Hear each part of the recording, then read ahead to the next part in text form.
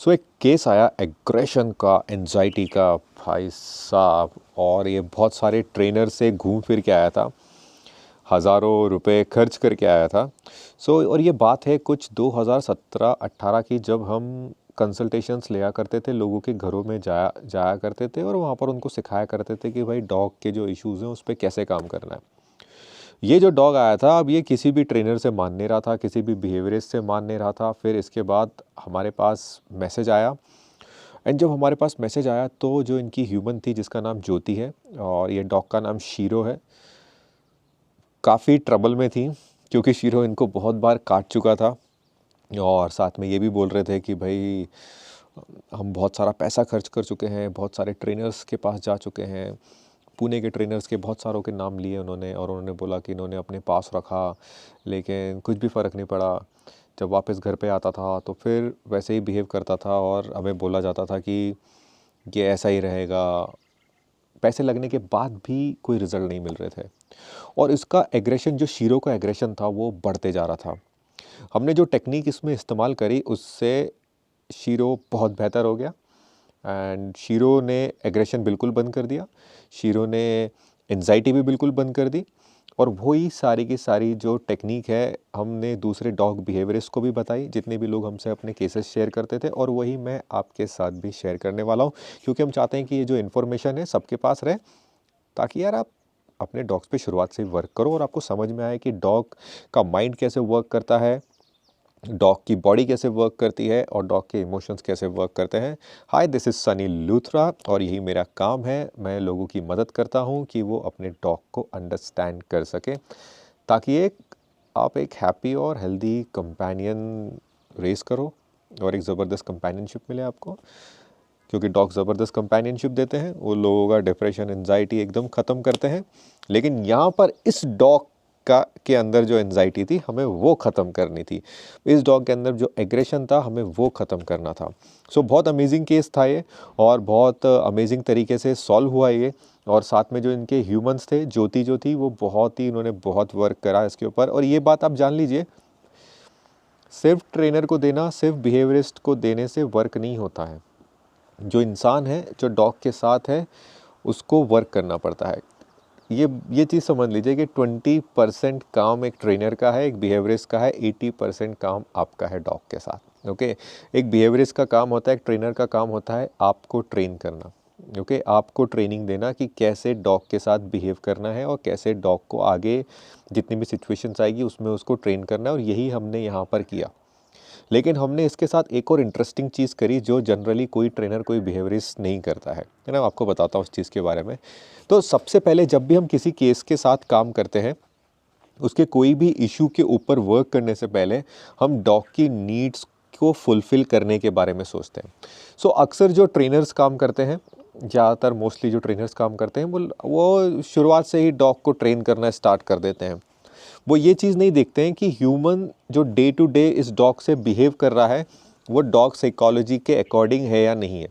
जो day to day behave कर रहा है उसमें वो गलतियां कर रहा है कि नहीं है। जो डे टू डे लाइफ की एक्टिविटीज़ है, डॉग को जो एक्टिविटी चाहिए होती है वो पूरी तरीके से डॉग को दे रहा है या नहीं दे रहा है।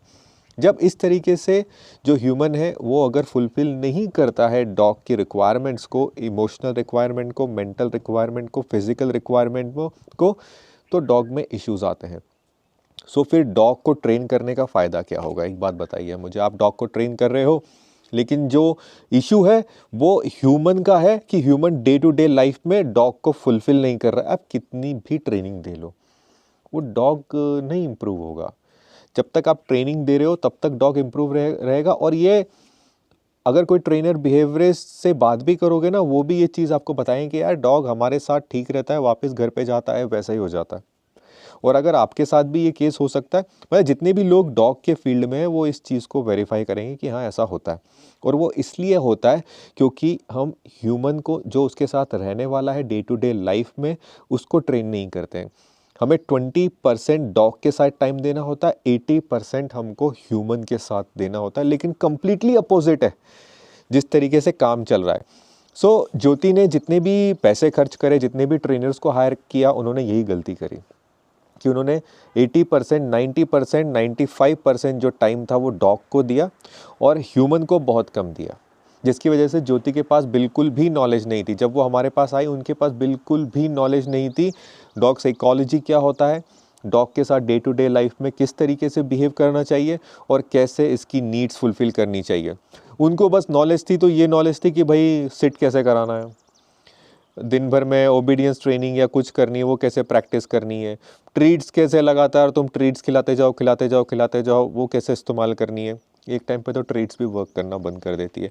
सो ये जो ट्रेनिंग है ये कम्प्लीटली डॉग के पर्सपेक्टिव से नहीं होती, इसलिए बहुत बार आप अगर डॉग के फील्ड में रहोगे ना तो आपको ये एक्सपीरियंस होगा कि लोग वेल ट्रेन्ड डॉग भी एग्रेसिव हो जाते हैं। सो वेल ट्रेन्ड डॉग और वेल बिहेव्ड डॉग में अंतर होता है। वेल ट्रेन्ड डॉग में आप ट्रेनिंग दे सकते हो, ट्रेनर को हायर कर सकते हो। वेल बिहेव्ड डॉग में आपको सीखने की ज़रूरत होती है कि डॉग के साथ डे टू डे लाइफ में किस तरीके से बिहेव करना है। सो जब ज्योति हमारे पास आई इनके पास बिल्कुल नॉलेज नहीं थी कि डॉग के साथ कैसे वर्क करना है, डॉग साइकोलॉजी क्या होती है, डे टू डे लाइफ में किस तरीके से उनके साथ बिहेव करना चाहिए और डे टू डे लाइफ में कैसे एवरी डे डॉग की नीड को फुलफ़िल करना चाहिए। तो हमने प्रोसेस चालू करी। ज्योति जी ने भी बहुत एंथुसियाज्म दिखाया जब उनको इन सब चीज़ों के बारे में पता चली, और यार ये तो बहुत नहीं है ना, ये तो किसी ने हमें बताया ही नहीं। सो उन्होंने काफ़ी एंथुसियाज्म दिखाया, काफ़ी इंटरेस्ट दिखाया और वो वर्क करने लग गए। सो मैं आपको बेसिक आइडिया दे देता हूँ कि डॉग की क्या नीड्स होती है। हमारा रिचुअल्स ऑफ डॉग्स का वीडियो है, आप देख सकते हो उसके अंदर, मेरा पूरा डिटेल में दिया हुआ है। सो डॉग की नीड्स होती है, उनको वॉक कैसे करानी चाहिए, उनको खाना कैसे खिलाना चाहिए, उनको अफेक्शन कैसा देना चाहिए, घर में डिसिप्लिन कैसा होना चाहिए, उनसे किस तरीके से मिलना चाहिए और डेली बेसिस पे कैसा प्ले होना चाहिए, आउटिंग्स कैसी होनी चाहिए, कब उसको आउटिंग पे लेके जाना चाहिए। ये सारी की सारी डॉग की नीड्स हैं, है ना। सो हमने बेसिक आइडिया दिया ज्योति जी को, ज्योति जी ने वर्क करना स्टार्ट किया। एग्रेशन धीरे धीरे ट्यून डाउन होने लगा, है ना। 10 दिन हो गए, 15 दिन हो गए और ट्यून डाउन हुआ और ट्यून डाउन हुआ। उन दोनों का कनेक्शन, ज्योति जी और शीरो का कनेक्शन ज़बरदस्त हो गया। एग्रेशन तो डाउन हो गया लेकिन अब एंजाइटी जो है डाउन होने के नाम नहीं ले रही थी। ज्योति जी ने बताया कि यार अब तो इसने बाइट करना बिल्कुल बंद कर दिया है ना। क्योंकि वो बाइट क्यों कर रहा था, वो फ्रस्ट्रेशन की वजह से कर रहा था।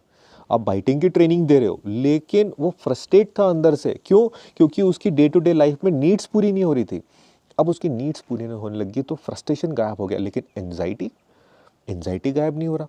एंजाइटी का मतलब क्या? मैंने बोला कि क्या एक्टिविटीज़ है ज़रा बताओ शीरो की। तो ज्योति जी ने बोला कि भाई बार्क करने लगता है तो बार्क ही करते रहता है, लगातार बार्क करता रहता है। मैं घर से बाहर जा ही नहीं सकती हूँ, अगर मैं घर से बाहर जाती हूँ तो ये अंदर तबाही मचा देता है। और इसके अंदर लगातार पैंट करता रहता है, ऐसे कर करके लगातार पैंट करता है। कार में एंजाइटी, हर जगह एंजाइटी। तो फिर अब ये सब चीज़ें तो हो रही थी भाई, हम नीड्स भी पूरी हो रही है लेकिन फिर भी एंजाइटी नहीं जा रही है। उसके बाद ज़बरदस्त टर्न हुआ, है ना। और यहाँ से मुझे जो मेरा बिलीफ था ह्यूमन के इमोशंस के ऊपर वो और स्ट्रांग हो गया, है ना। मैं और ज्योति जी बैठे हुए थे और मैंने हिम्मत जुटाई। पहले तो मैं डायरेक्टली पूछ नहीं पाता था, है ना। मैंने हिम्मत जुटाई और उनसे बोला कि आप खुद एक एंशियस पर्सन हो क्या। सो उन्होंने थोड़ा हेजिटेट किया और उन्होंने बोला कि हाँ वो एक एंशियस पर्सन है। और वो फिर उन्होंने बताना स्टार्ट किया कि वो बहुत एंजाइटी में आती हैं, ये कैसे होगा, वो कैसे हो गया, उनको पैनिक अटैक आता है। और उन्होंने साथ में बताया उनको कई बार दवाई भी लेनी पड़ती है शांत होने के लिए। मैंने कमाल की बात ऐसी हो जाती है कि जिस तरीके का ह्यूमन होता है डॉग भी उसी तरीके का हो जाता है। सो इनकी एंजाइटी, ज्योति जी की एंजाइटी डॉग को हिट मार रही थी। डॉग हमारे इमोशंस को फील कर सकते हैं। अगर हमारे इमोशन, अगर सपोज करो, फील करने का मतलब क्या है, आप एक इंसान के पास बैठे हुए हो, वो अंदर से फ्रस्ट्रेट है, आप उसके पास थोड़ी देर बैठे हुए हो, आपको क्या महसूस होने लगेगा? आपको भी फ्रस्ट्रेशन महसूस होने लगेगी। ज्योति और शीरो 24/7/365 डेज साथ रहते थे। ज्योति जी की एंजाइटी हाई लेवल की थी, उनकी एंजाइटी के लिए उनको पिल्स लेनी पड़ती थी शांत होने के लिए। सो डॉग एक स्पंज की तरह होता है, वो हर चीज़ को एब्जॉर्ब कर लेता है। अब ये केस कोई भी सॉल्व नहीं कर पा रहा था क्योंकि हर एक इंसान डॉग पे ध्यान दे रहा था, लेकिन हमने ह्यूमन पे ध्यान दिया, है ना। ये मेरे शुरुआत के केसेस में से एक है। तो हमने ह्यूमंस पे ध्यान दिया और ह्यूमन की एंजाइटी पे ध्यान दिया। तो जब उन्होंने एक्नॉलेज कर लिया कि उनके अंदर एंजाइटी है, ओके, और मेरे को भी अपने ऊपर और विश्वास आने लग गया कि यार मैं लोगों से बात कर सकता हूँ और ये केसेस ऐसे मैं सॉल्व कर सकता हूँ, क्योंकि यार अपने पास वो डिप्लोमा डिग्री थोड़ी है, अपन तो फील्ड में उतर के सब चीज़ें सीखें। और अपन तो एक इंट्रोवर्ट इंसान थे, एक ही जगह पर बैठ के काम करना अपना होता, लोगों के घरों में जाके बात करना मेरे लिए भी नहीं होता। करते करते हो चीज़ें समझ में आने लग गई और बात करने का कॉन्फिडेंस आने लग गया। मैंने उनसे एनजाइटी जैसी उनकी समझ में आई, और एक बार एनजाइटी जैसी उनकी समझ में आई और थोड़ी सी वो एंशियस हुई, तो उनके डॉग ने बार्क करना स्टार्ट किया। पहले क्या होता था, जैसे डॉग बार्क करना स्टार्ट होता था मेरा फोकस डॉग पे चला जाता था। मैंने इस बार क्या किया, डॉग से फोकस हटा के उनके ऊपर फोकस रखा और देखा कि ये लड़की एंशियस हो रही है। लगातार उनके हाथ ऐसे ऐसे होने लग गए किसी बात के ऊपर, उनको एंजाइटी की, जैसे मैंने बात करी हाथ ऐसे हो गए, तो मैं उनसे प्यार से बात करने लग गया। मैंने उनसे उनका दिमाग कहीं और करने की कोशिश करी, है ना, कि और ऐसी कोशिश करी कि जिसमें उनको कॉन्फिडेंस महसूस हो।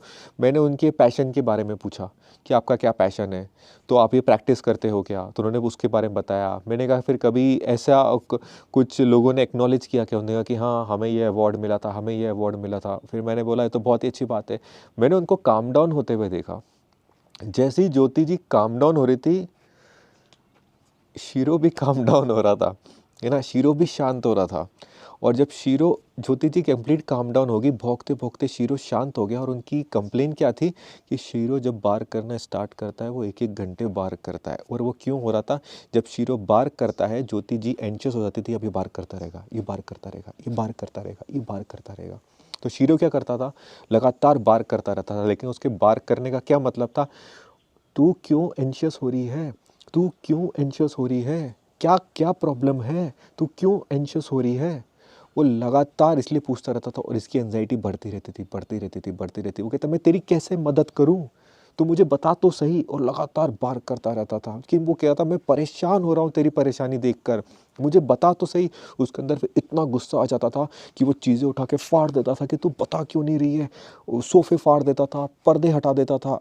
बढ़ता जाता था ना कि तू बता क्यों नहीं रही है। ऐसे कई बार रिश्तों में भी होता है, मेल फीमेल में होता है, फीमेल बताती नहीं है तो मेल ह्यूमन का दिमाग फिर जाता है कि बहन जो बता देना। वो डॉग के साथ भी हो रहा था। सो जब ये हमें समझ में आ गया कि हाँ भाई ये एनजाइटी लिंक्ड है ना, तो ज्योति जी पर हमने काम करना स्टार्ट किया और उनको उसी समय बताया देखो अब आप शांत हो। उनको मैंने पूरी प्रोसेस बताई कि देखो मैंने आपसे ये सब बातें करी, आपकी एनजाइटी ट्यून डाउन है। उन्होंने बोला कि हाँ एनजाइटी मेरी ट्यून डाउन हुई। मैंने कहा आपका डॉग शीरो भौंक रहा था अभी, उन्होंने कहा कि हाँ भौंक रहा था। मैंने कहा अभी वो शांत बैठा है। एक तरह से लाइट बल्ब चला उनका कि ये मुझसे लिंक्ड है। और जब ये समझ में आया ना तो उनको पावर फील हुई, क्योंकि क्या होता है ना, अब आप रिस्पॉन्सिबल हो। पहले क्या होता था, डॉग भौंक रहा है, डॉग भौंक रहा है, डॉग भौंक रहा है। अब क्या हो रहा है, मैं ऐसा महसूस कर रही हूँ इसलिए मेरा डॉग भौंक रहा है। तो इसने क्या दिया, पावर दी। अब नेक्स्ट प्रॉब्लम स्टार्ट होती है, इस पे वर्क कैसे करें, एंजाइटी को कंट्रोल कैसे करें, एंजाइटी को रिलीज कैसे करें। उनको तो पिल्स खाना पड़ रहा है। अगर ये इतना आसान होती तो कैसे वो नहीं होता। यहाँ पर काम आई जो मेरी नॉलेज थी ह्यूमन के माइंड के ऊपर। मैंने ह्यूमन के माइंड के ऊपर काफ़ी स्टडी करी, क्योंकि मुझे अपने माइंड को समझने की ज़रूरत थी, क्योंकि मैं खुद एक एंशियस डिप्रेस पर्सन था, जिसके बारे में हम फिर कभी बात करेंगे। ओके, मुझे अंडरस्टैंडिंग थी कि एनजाइटी पे कैसे काम करना है और डिप्रेशन पे काम कैसे करना है। मैं डॉग की कंसल्टेशंस जब मैं ले रहा था, मैं ह्यूमंस की कंसल्टेशंस भी लेता था, लाइक साइड बाय साइड दोस्तों की और किसी रिलेटिव्स की, उनको बताया करता था कि एनजाइटी पे कैसे वर्क करना है, डिप्रेशन पे। तो वहाँ पर मेरी ये सब स्टडीज़ काम आई, तो मुझे प्रोसेस पता थी। वो प्रोसेस आपके साथ थोड़ी शेयर करता हूँ। एनजाइटी का मतलब क्या होता है ना, जब हमारे पास बहुत सारे ऑप्शंस होते हैं, बहुत सारे ऑप्शंस होते हैं और हमें उनमें से चूज़ करने का आइडिया नहीं होता कि हम क्या चूज़ करें, क्या काम करें। हमें बहुत सारे काम दिख रहे हैं कि हमें ये भी करना है, ये भी करना है, ये भी करना है, ये भी करना है, ये भी करना है, लेकिन हम उसमें से चूज़ नहीं कर पा रहे। कई बार हम रेस्टोरेंट में जाते हैं जहाँ पर 200 मेन्यू आइटम्स होती है तो भी हमें एंजाइटी आ जाती है। सो एनजाइटी का मेन यही है कि काम आपके पाइल्ड अप होते जाते हैं, हो सकता है आप भूल रहे हो, है ना। और उसके बाद क्या होता है, ये जेनेटिकली भी होती है। जेनेटिकली का मेरा मतलब है, अगर आपके एनवायरनमेंट में आपके पेरेंट्स एंशियस है तो आप एनजाइटी में जीना सीख जाते हो, है ना। आप एनजाइटी में रहना सीख जाते हो तो आपके माइंड को हैबिट हो जाती है एनजाइटी में रहने की। फिर क्या करता है, आपके माइंड को हैबिट है एनजाइटी में रहने की, तो माइंड ऐसे ऐसे सिनेरियो क्रिएट करता है जिसमें आप एंशियस फील कर सको, क्योंकि उसको कंफर्ट लगता है, उसमें उसको कंफर्ट जोन लगता है, क्योंकि वो इसी इन्वायरमेंट में बड़ा हुआ माइंड। सो हमने उनको ये सब चीज़ें बताई और फिर हमने उनको बताया कि आपको अपनी लाइफ में, उन्होंने फिर अपनी लाइफ में मेडिटेशन को इंक्लूड किया, उन्होंने अपनी लाइफ में ब्रीदिंग को सबसे पहले इंक्लूड किया, उसके बाद मेडिटेशन को इंक्लूड किया, और जो भी काम उनको करना था वो लिखना स्टार्ट किया कि मेरे को ये करना है। मैं जब भी उनको ओवरवेल्म फील करता था, वो अपनी कॉपी निकालती थी और लिखना स्टार्ट करती थी, जिसकी वजह से उनकी एनजाइटी बहुत ट्यून डाउन हो गई। अब ये कोई भी ट्रेनर, कोई भी बिहेवियरिस्ट इस तरीके से वर्क नहीं करता था। हम अभी बताने लगे हैं लोगों को, बिहेवियरिस्ट को बताने लग गए कि आपको ह्यूमन पे भी वर्क करना है और आपके पास ह्यूमन की नॉलेज भी होनी चाहिए कि उनका माइंड कैसे काम करता है और उनकी बॉडी कैसे काम करती है। सो डेली बेसिस पे ज्योति जी ने ये फॉलो किया और कुछ 2-3 महीने में उनकी एनजाइटी बहुत ट्यून डाउन हो गई, पिल्स भी बंद हो गई, जो कि अमेजिंग काम था। यानी ऐसा लग रहा था कि डॉग उनके जीवन में उनको संभालने आया, उनके जीवन में उनको, क्योंकि अगर सोचो आप जीवन एनजाइटी से जी रहे हो और आपका जीवन ऐसा जा रहा है ना, ऐसा जा रहा जीवन टटाक, है ना, एनजाइटी में जी रहे हो। जैसे ही आपकी एनजाइटी ख़त्म हुई, दिमाग चेंज हुआ, दिमाग के सोचने के नज़रिए बदले, है ना। एनजाइटी में इंसान अलग तरीके से सोचता है, जब शांति में होता है तो वो अलग तरीके से सोचता है, जब हैप्पीनेस में होता है तो वो अलग तरीके से सोचता है। तो जब उनकी एनजाइटी ख़त्म हुई, उनका लाइफ ऐसे जा रहा था, एनजाइटी ख़त्म हुई तो उनकी लाइफ क्या हुई, 10% ही मान लो, वो तो बोला कि बहुत ख़त्म हो गई, है ना। 10% ही मान लो, अगर 10% चेंज हो गया तो ये लाइफ चेंज हो गई। उनकी लाइफ ऐसे ऐसे जाते जाते अब वो ऐसे चली गई। कितना अंतर है लाइफ में, बहुत। ज़रा सी चीज़ में चेंज होने में, ज़रा से थॉट्स चेंज होने में पूरी लाइफ बदल जाती है। सो डॉग उनकी लाइफ में आया उनको बताने के लिए, तुम्हारे अंदर एनजाइटी है और तुम इसके ऊपर वर्क करो। सो हमने उनके ऊपर वर्क किया, उनको टूल्स दिए, उनको नॉलेज दी, एंड आज शीरो एंड ज्योति एक अच्छी कंपेनियनशिप में जी रहे हैं। और एक, ये तो नहीं बोलूँगा कि लाइफ सुधर गई, लेकिन ये पता चल गया कि लाइफ को सुधारना कैसे है, ये पता चल गया कि यार चीज़ों पे वर्क कैसे करना है। सो हमारे पास टूल्स होने चाहिए, हमारे पास नॉलेज होनी चाहिए। हम डायरेक्टली ये नहीं बोल सकते कि 1 मिनट में सब कुछ बढ़िया हो जाएगा। बढ़िया कुछ भी नहीं चलता लाइफ में, चैलेंजेस लगातार आते रहते हैं, लेकिन हमारे पास टूल्स होने चाहिए कि उन चैलेंजेस को ओवरकम कैसे करना है। सो अमेजिंग केस था, एंड जब इस केस पे पॉजिटिव रिजल्ट्स आने लग गए तो इसने मेरा कॉन्फिडेंस बहुत ज़्यादा इंक्रीज़ किया मेरी फ़िलॉसफी पे। इसको पता नहीं फ़िलॉसफी बोलूँगा कि क्या, लेकिन मेरी अंडरस्टैंडिंग पे, है ना, मेरी अंडरस्टैंडिंग पे कि सिर्फ डॉग के ऊपर ही वर्क नहीं करना होता, ह्यूमन के ऊपर भी वर्क करना होता है, और कई केसेस में 80% काम ह्यूमन पे करना होता है।